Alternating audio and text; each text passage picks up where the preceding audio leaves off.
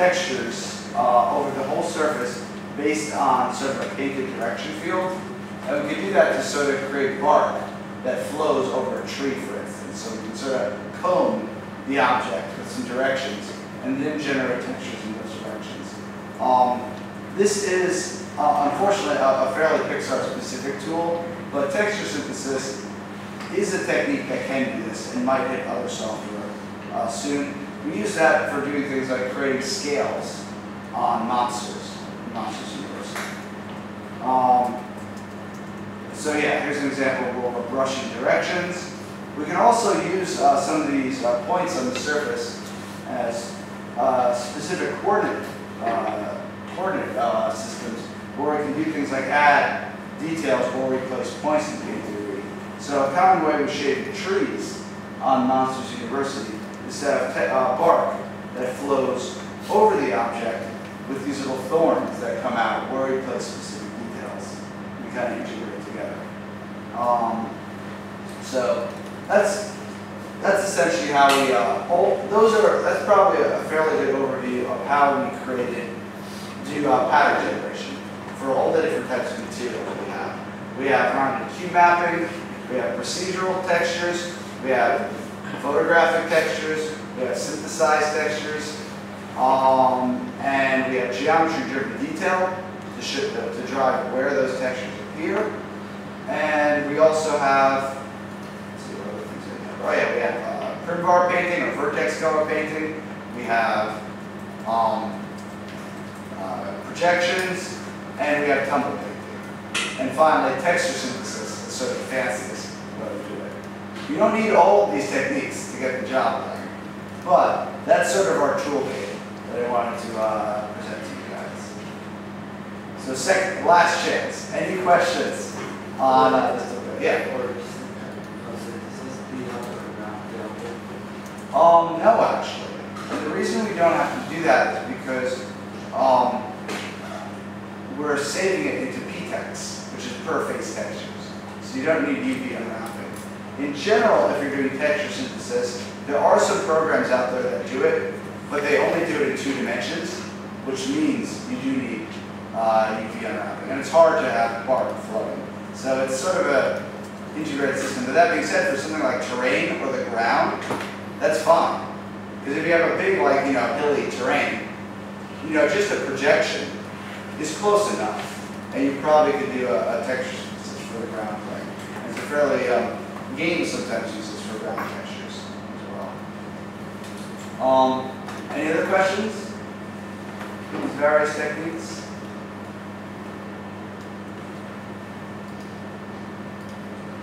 Alright, so what I'm going to do is close this presentation, and we're going to switch gears a little bit. And Dennis has been mentioning render optimization quite a bit.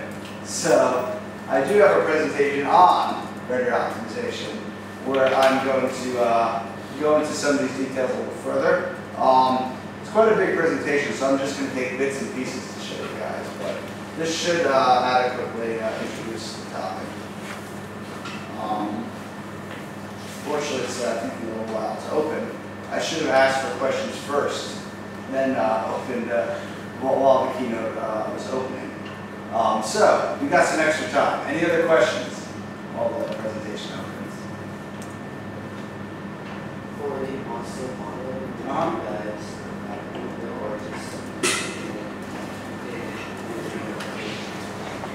So I think for the main characters like Mike Wazowski and Dean Hardscrabble, we largely painted those by hand in Mari, but for the background monsters, we generated scales through texture synthesis because we had 250 background monsters on the show. So it's quite a bit of labor if you want to create all that detail by hand. So same thing with the trees, there are a lot of different tree types. All right, looks like the presentation has opened. So I need to click that button there. Am I overplay? Oh, no, I created a new slide. So I'm going to have to slide this over.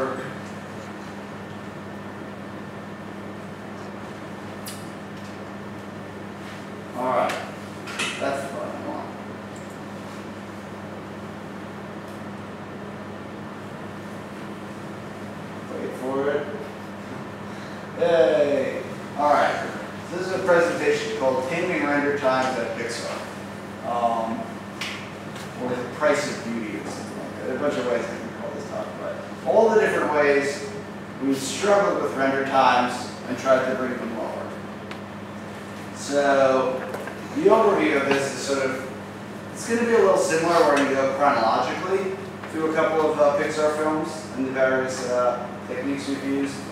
And I'll be starting with Cars and kind of Brave. You guys already know my background, so let's skip that. But suffice to say, over the years, there's been lots of new technology that we've deployed at Pixar, both to make the films look better and to make things faster.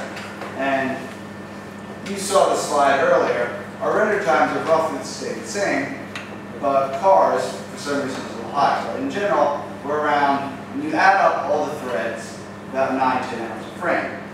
And like I said last time, Moore's Law, every 18 months, machines double in data density, but render times always stay the same because we always render as much as we possibly can bear. 9 hours is what we can bear, except for Cars.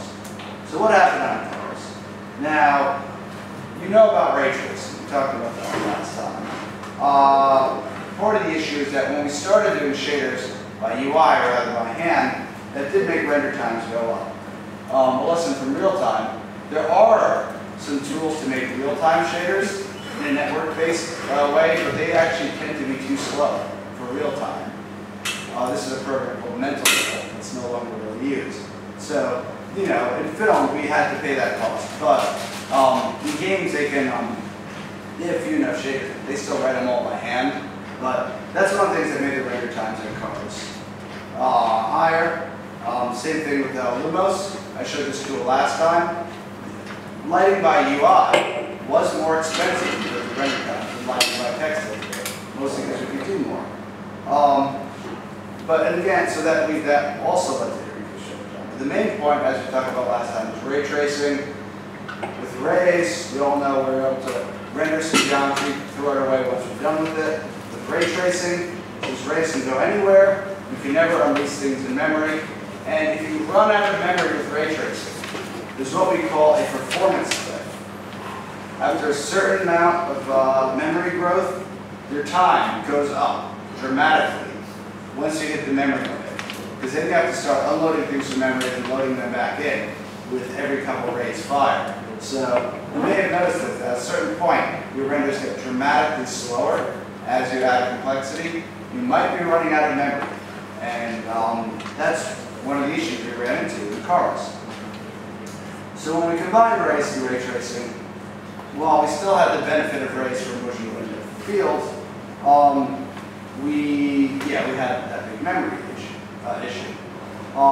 So what we had to watch out for was heavy scenes. And Cars had a lot of heavy scenes, as it had a lot of vegetation and a lot of crowds. These are the kind of scenes that make your renders take a really long time. And let's talk a little bit more why that's the case. There's something called the undersampling problem, also known as overdraw.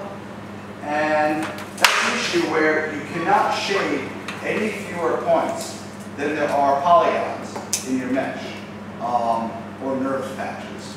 And there's no way for the renderer to automatically remove polygons, for instance, as you render and change the shape. Now, as a human being, you can remove polygons and change the shape. An example we often do is for games and even film, we model different versions of say, this chair at different resolutions to be seen at different distances. And there's ways to automatically switch between those different versions. And you can see when we put a wood texture on all of them, as you go to different resolutions, as you're smaller and smaller, you don't notice that eventually you're changing to a chair that doesn't even have connections, between the top and the bottom, so small. So this is often the first way people do to tackle overdraw. But often in films and in games, there's not enough budget to create all these different versions of every asset and control which version you're using at which distance. So the default is people just throw in a model for the highest resolution and put that mesh everywhere. what happens when you do that. Here's a shot from Brave, where we have a bunch of characters sort of all lined up going off into the distance. And what I'm going to show you on top of that is this little thermograph image that shows values from red to white, where red, or rather black, represents exactly 1 point shaded per pixel. So the bright red is 10 points, orange, yellow is 100, and white is 1,000. And you can see how it's mostly red in the foreground, but as you wrap off into the distance, you have pixels going towards bright. That means you're shading over 1,000 polygons for a single pixel in your image. This is what we call overdraw, or undersampling, that we can't undersample that mesh. This means we are spending way too much time in the render and getting no extra visual fidelity from this image. So the challenge of render optimization is often, how do we change the representation of our object automatically to a form where we don't have to shade 1,000 pixels, 1,000 points for just 1 pixel. So to know that, to figure out how to do this, you have to understand what a renderer can undersample and what a renderer can't undersample. By undersample, I mean reduce the number of shaded points. So a renderer can't undersample polygons. You're out of luck. Most people model with polygons. If you have 100 polygons and it's in 1 pixel, shade 100 points. Subdivision meshes, same deal. You can get lots of good detail up close with the subdivision mesh, but the original control faces of the subdivision, just like polygons, you can't get any coarser. You have to shade at least 1 point for each one. And also geometric aggregates. We've done things like, I want to create a pile of rocks by taking a rock and duplicating it, putting it in a pile. You're not going to be able to avoid, reduce the number of rocks at the distance. You're shading at least 1 point for each rock. So geometric aggregates also can't be understandable. However, there are some things you can understand. One is a NURBS patch. Let's say you have a single NURBS patch where you add a bunch of spans and start moving points around to create detail. At the distance, it will just render a single patch. So a single NURBS patch can be simplified automatically by the renderer to a single rectangle. A curve also, no matter how many little squiggles you put in the curve, at a certain distance, it will just be rendered as a line. So curves can be simplified. Textures. Textures are often stored at multiple resolutions. Each, at a distance, you read from a lower resolution of the texture. And as a result, the texture can be undersampled. So if you make a tree a billboard, for instance, just a rectangle with a texture capacity, that doesn't have that issue where you shade many points, because the texture can be undersampled. This is kind of why shrink wrapping, that I told you about yesterday, where we represented the geometry of the model as a texture. That's why it's so cheap. You don't end up having to shade each point at a distance, or a texture at the limit can just be a single pixel. Same thing with 3D textures. Those can be rendered at any resolution, without having to shade extra points. And finally, a procedural, which is a program that runs at render time. That program can decide to emit a different amount of geometry based on distance. So for instance, with hair or vegetation, at a distance, you can draw just a few thick curves, and up close, you can draw many thin curves. So hair systems often handle overdraw like this. So one example is vegetation on cars. So the first approach we took was to use billboards, which again are just little cards that have textures on them. And that looked pretty good for the vegetation, but it's very soft. It didn't have a lot of detail to it, and we find it very hard to integrate with the real models. And here's an example without lighting where you can see some bushes look very different in the background than the ones in the foreground. And we had to do a lot of lighting tricks to blend them together. So we ended up giving up on that approach. But it's very simple. So if you don't have a lot of time, billboards, for vegetation is a quick way to get the job done. They reduce render times.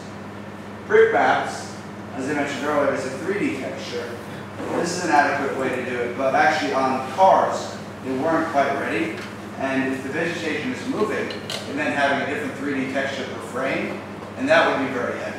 So we ended up not pursuing this approach for cars, but later on, Wally, we ended up going with demonstrate. But what we ended up settling on our third attempt was something we called stochastic simplification. And here's an example of a high-res sagebrush model. Tens to hundreds of thousands of little curves make this model. However, at a distance, do you need that much detail? Probably not. It looks like a soft little block there. So the idea that we first tried was something called stochastic pruning, where we actually remove leaves based on the distance. And you can see as that measure goes up, we're removing it. But what ends up happening is it looks like the bush is dying. We're removing the leaves in the distance, but that's actually changing the color.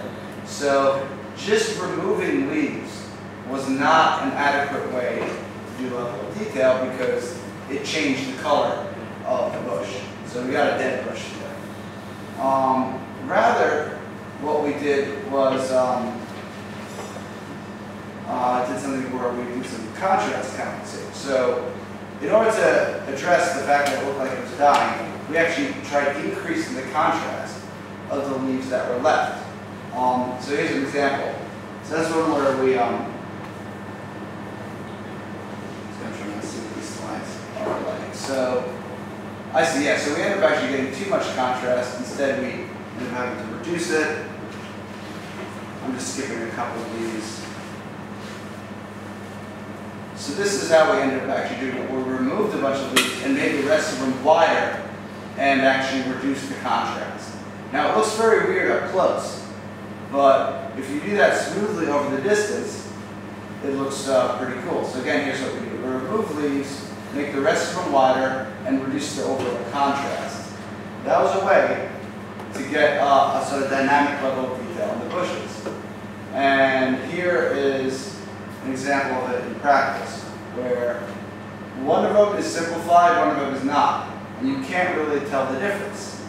And we did this, we sort of measured this empirically to figure out just how many, the rate of fall off. And it turns out to be sort of a logarithmic fall off, how many leaves you need to remove. And the cool thing about this is the render times went lower as the bush got further. And that's how you know you're doing it right. Whereas if you have, your model is too large, you'll notice that the render time stays the same, if it's too detailed, no matter how far away it is. But this sort of fell off logarithmically. And same thing with memory. And here's an example in practice that shows it went smoothly. Despite that dramatic zoom in, you don't see any pops. Same thing with these slow pans. Automatic LED tends to have a lot of trouble with slow-moving cameras, but in this you can see it's very stable in vegetation. So that's how we did lowered render time on the vegetation on cars. Now I'm going to talk a little bit about crowds, which I alluded to earlier. That, again, when you have potentially 100,000 high-res models, you can't render them all. We have this technique called shrink wrapping, where we displace the object inwards to go from a rectangle to the final image. And we did this by measuring the difference between a sphere and each point in a sphere and the original model, and save those distances in a latitude-longitude texture map. This is like if in Maya or Blender you do a spherical projection, you get a sort of, it looks like it's unwrapped in the sphere, kind of like the Earth unwrapped into a square map. It's like that, but these values here, brighter means shorter distance, darker means longer distance, and we use that to displace the model. We also have an ID mask that sort of records which material, what's metal, what's plastic, so on. And also we had some UVs to help us do the animation on it. Now this is fancy. We actually have a shader that can take the animation controllers here and dynamically displace that, which will let us avoid having a texture map per pose. but that's really fancy. So the main point is that we turned a very simple shape to more complicated one with displacement, but we actually went a step further and had animated mouth shapes. Now there's a limitation, that is concavities in the shape. So let's say you have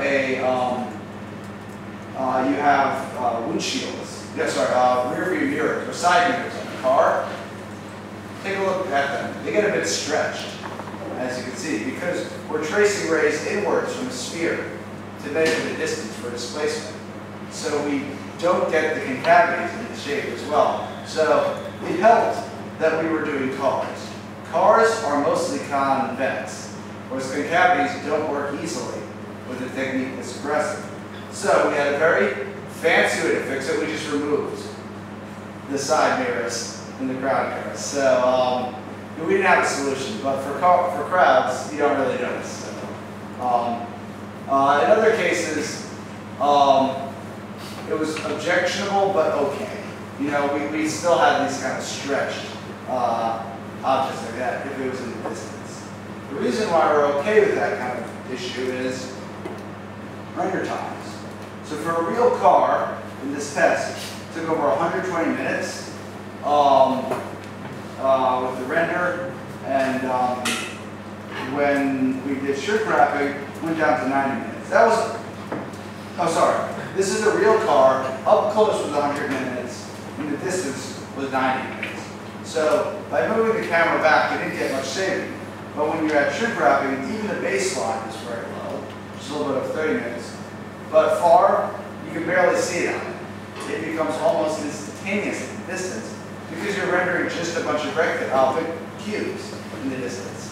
So that's the sort of proof that this works very well. Same thing with memory. You know, we're paying, what, 3 gigs up close? And actually the memory went up when we went far away, which is a horrible thing, but the issue is it all went into a single bucket. So RenderMan had to keep, you know, everything around because, yeah, the whole car was in single buckets. I couldn't throw any geometry away. So that really hurt. Got up to almost 5 gigs, whereas with shrink wrapping, up close, far under a gig, far away, you know, down to just a couple megabytes. So that also shows it's working. That there's no overdraw, or very little overdraw here, when you have graphs that do this. And here's some of the results on the first cars. Note the lighting still need a little work on this film, but these are all cubes in all these shots. That's our biggest game, 100,000. Quite a few cars. And on Cars 2, we ended up using this technique again. Oh, sorry, this is actually a Cars short film called Heavy Metal Mater. But it's a very funny little short.